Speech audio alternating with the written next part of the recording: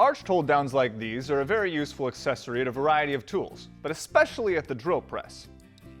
Now, one area where they falter is that as you fine-tune the location of the workpiece on the drill press, sometimes these can get in the way and make it a little hard to do your adjustments.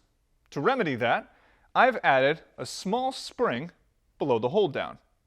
This spring registers against a washer, which is held in place by a knurled nut. Then, as I tighten the star knob, it still goes down and holds the same way it would before. But as I loosen it, the spring holds the piece aloft and easily out of my way to make my adjustments. On the opposite end, another knurled nut and washer can be tightened down to lock the hold-down's place in the T-track. These few bits of hardware make this accessory even handier. Thank you for watching.